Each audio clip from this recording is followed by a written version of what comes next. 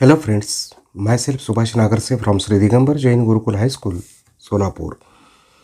I shall welcome to all of you in this session of 10th Standard Science and Technology Part 1st. In this session, we are going to discuss on the question bank prepared by the board, that is SCRT. The topic covered is chapter number 8 and the question type is solve the following questions 2 mark. And this is question number 2B, 4th section.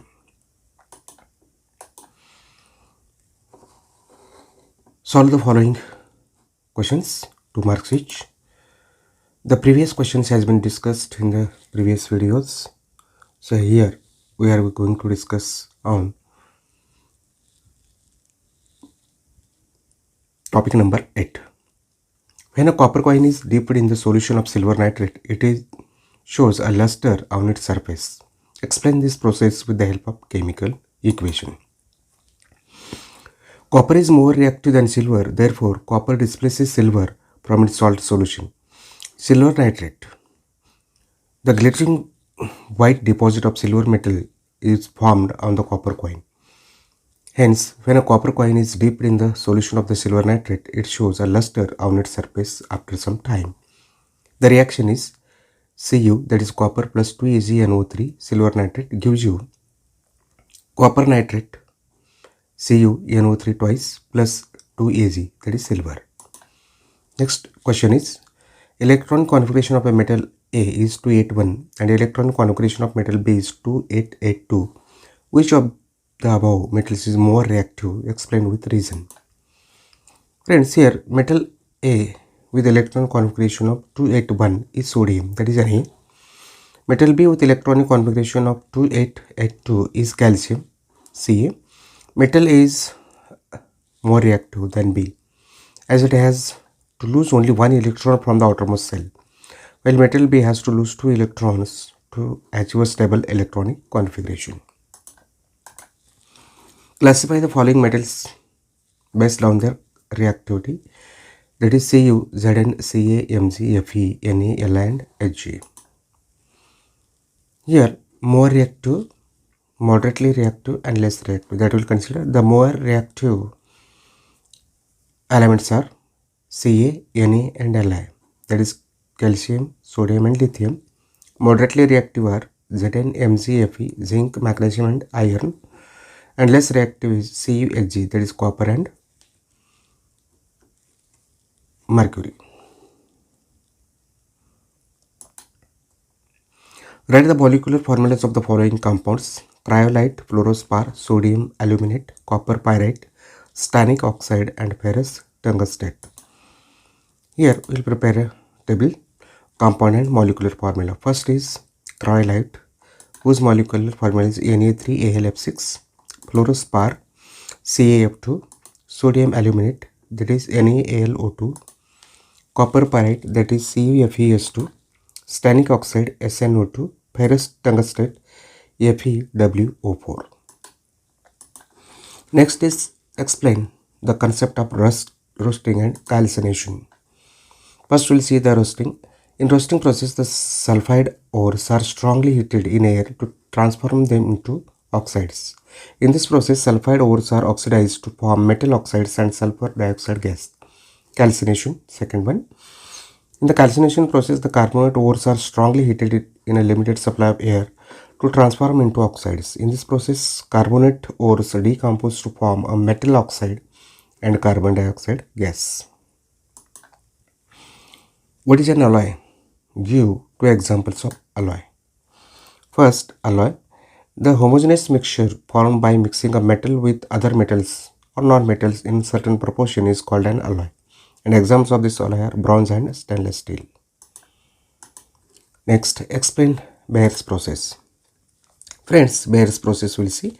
In Bayer's process, the bauxite ore is first crushed and then it is leached by heating with hot concentrated caustic soda, that is NaOH, solution under this high pressure for 2 to 8 hours at 140 to 150 degrees Celsius in a tank called a digester.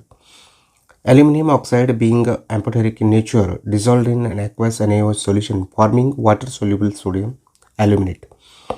That is Al2O3.2H2O in the solid state with sodium hydroxide, that is 2NaOH, gives you 2NaAlO2, that is the sodium aluminate, plus 3H2O water. The iron oxide present in the gong does not dissolve in aqueous NaOH solution and is separated by filtration. However, silica from this gong dissolved in aqueous NaOH solution, forming water-soluble sodium silicate. The solution of this sodium aluminate is diluted with water and then cooled at 50 degrees Celsius. This gives aluminum hydroxide as a precipitate. That is NaAlO2 in the aqueous state plus water H2H2O gives you NaOH, sodium hydroxide, plus AlOH thrice, that is aluminum hydroxide. The aluminum hydroxide is then filtered, washed, dried and calcined by heating at 1000 degrees Celsius to get the pure aluminum oxide called alumina. That is 2AlOH thrice after heating 1000 degrees Celsius. There is a formation of Al2O3, that is aluminum oxide, plus 3H2O, that is water vapor. Differentiate between calcination and roasting. We'll see calcination and roasting. The ore is heated in the absence of air in calcination, and in roasting the ore is heated in excess of air. Second difference, moisture and organic impurities are removed and the ore becomes porous and more reactive for calcination, and in the roasting volatile impurities are removed as oxides, that is SO2, P2, 5, AS2O3, and the ore becomes porous and more reactive. Third one, in calcination, carbonate and hydrated ores are calcined and CO2 or water vapor is given off. The reaction will be, for example, zinc ZnSO3 gives you ZnO plus CO2. In roasting, sulfide ores are roasted, so SO2 is given off. That is 2 ZnS plus 3 O2 around heating 100 to 900 degrees Celsius, 2 ZnO plus 2 SO2. Draw a neat and table diagram of the froth flotation process, and the diagram is like this. It is shown over here. Practice this diagram where you can see this air supplies at the top, and here is the digester where this all the feed, bubble, slurry you could see at the different positions. Froth, that is the calcinated launcher, is to be taken over, and at the bottom the tailings are to be taken up. So this is what the level diagram of this froth flotation process. Practice this diagram, it is an important diagram one. Explain the reaction of metal non-metals with water with the help of examples. Generally, non-metals do not react with water except halogen. For example, chlorine and dissolving in water gives the following reaction. Cl2 plus H2O gives you HOCl, that is hydrochlorous acid, plus HCl, hydrochloric acid. Explain the characteristics of ionic compounds. Physical nature. Ionic compounds are solid and are hard. They are generally brittle and break into pieces when pressure is applied. Melting and boiling points. Ionic compounds have high melting and boiling points. Solubility. Ionic compounds are generally soluble in water, however they are insoluble in kerosene and petrol. Electrical conductivity. Ionic compounds conduct electricity in a molten state or in an aqueous solution. Conduction of electricity in this state is due to the movement of charged particles, that is ions, towards the oppositely charged electrodes.